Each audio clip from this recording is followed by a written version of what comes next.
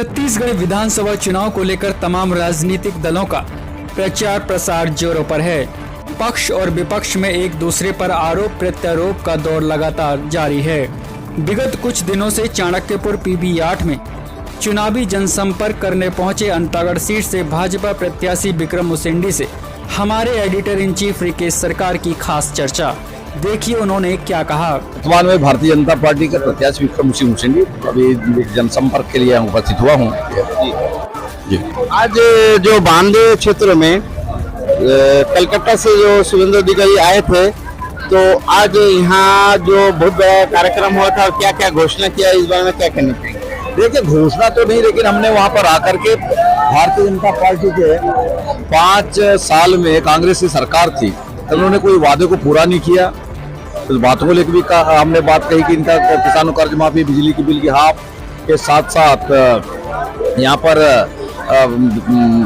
पर शराबबंदी की बात हो, बेरोजगारों को बेरोजगारी भत्ता की बात हो, और प्रधानमंत्री आवास का निर्माण नहीं करने, तमाम मुद्दों को लेकर जनता में नाराजगी है। इस बात को भी हमने कहा, लेकिन हमने आज घोषणा पत्र भी जारी किया हमारे प्रदेश के एसएससी गृह मंत्री जी ने, जिसमें हम किसानों का धान प्रति क्विंटल 3,100 रुपये में खरीदने की बात हुई है, और प्रति क्विंटल जो प्रति एकड़ 21 क्विंटल धान खरीदी होगी।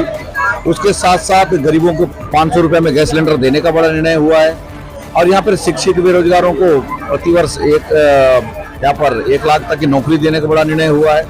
उसके साथ साथ घोषणा पत्र में बहुत सारी बातों का समावेश, खास करके तेंदुपत्ता तोड़ने वालों को 5,500 रुपये तक का वहाँ पर प्रति मानक बोरा तेंदुपत्ता देने का निर्णय सहित कई घोषणा पत्र में जो बात कही गई है, निश्चित रूप से घोषणा पत्र के बयान से जनता पे और कांग्रेस के खिलाफ भारी नाराजगी के चलते यहाँ पर बहुत अच्छा माहौल है। अब इस विधानसभा में जनता के आशीर्वाद और इसके चलते इस विधानसभा में भारी मतों जीतकर छत्तीसगढ़ में भारतीय जनता पार्टी सरकार बनने वाली है। जो कि आज जो भूपेश सरकार पखांजूर में कार्यक्रम में आए थे, और उन्होंने कहा है कि कर्जा माफ कर देंगे, और पिछले चुनाव में भी कर्जा माफ कर देंगे बताए थे, और आज भी घोषणा किया कि कर्जा माफ करेंगे, 500 रुपये में गैस देंगे। तो इस बारे में क्या कहेंगे?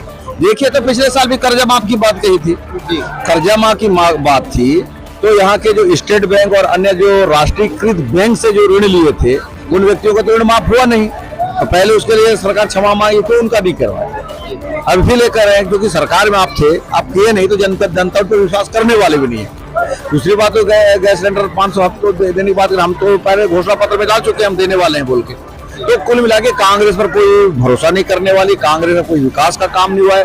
कुल मिला के कांग्रेस यहाँ के लोगों को बेवकूफ बना रही, ठगने का काम रही। जनता इस समय कांग्रेस को करारा जवाब देने वाली है, और निश्चित रूप से कांग्रेस की उल्टी गिनती शुरू हो गई।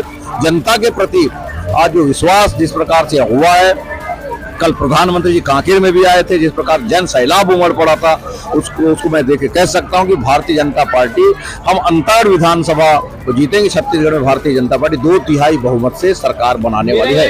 मेरा एक सवाल है आपसे, जो भाजपा की सरकार अगर छत्तीसगढ़ में बन गया, तो उसके बाद जो यहाँ परनकोट क्षेत्र में जितना 133 गाँव जो नमशूद्र जनजाति का जो मान्यता के लिए बहुत बड़ा आंदोलन किया गया था, और इस बार सरकार बनने से क्या यहाँ की जनता को इस मान्यता का मिलेगा क्या फर्क? नहीं, देखिए, ये संवैधानिक प्रक्रियाओं से गुजरता है। निश्चित रूप से पिछले समय में इस मुद्दे को भी 2007 में एक अशासकीय संकल्प लाकर विधान में प्रस्ताव पारित किया था। प्रस्ताव जाने के बाद उसमें बाकी पूरी प्रक्रिया से जांच होती है, जांच होने के बाद ही होता है, दोबारा इस मामले की आती है, तो निश्चित रूप से इस पे चर्चा बातचीत करके जो प्रक्रियाएं हैं उस अनुसार आगे बढ़ाने का प्रयास होगा। उसी समय भी आपकी ही सरकार थी? यह बिल्कुल थी, लेकिन प्रक्रियाओं के चलते और वो बाकी आगे नहीं बढ़ पाई। लेकिन बहुत सारी इसमें जटिलताएं थी, लेकिन इस समय उस बातों को लेकर के आने वाले समय उसकी क्या प्रक्रिया से हो सकता है, जनता की मांग पर उसका निश्चित रूप से विचार होगा। 7 तारीख को जो चुनाव है, और आम लोगों को आप क्या कहना चाहेंगे? मैं सभी से अपील करना चाहूंगी, 7 तारीख को सुबह 7 बजे 3 बजे के बीच जरूर मतदान करने जाएं सुबह, क्योंकि धान कटाई का भी समय है, इसलिए सुबह जाके मतदान करें, फिर जलपान करें, फिर बाकी काम करें। यह मेरा सबसे कहना है, मैं सबसे अपील भी करता हूँ। बहुत बहुत धन्यवाद। ये थे हमारे साथ विक्रम उसेंडी जी, और इनसे जो हम सवाल किया था आम जनता के लिए, इनका कहना है कि आने वाला सरकार आने के बाद उसी समय यहाँ भाजपा अपने इन्हीं चुनावी घोषणा को लेकर अंतागढ़ सीट और पूरे प्रदेश में भाजपा की सरकार बनाने का दावा कर रही है।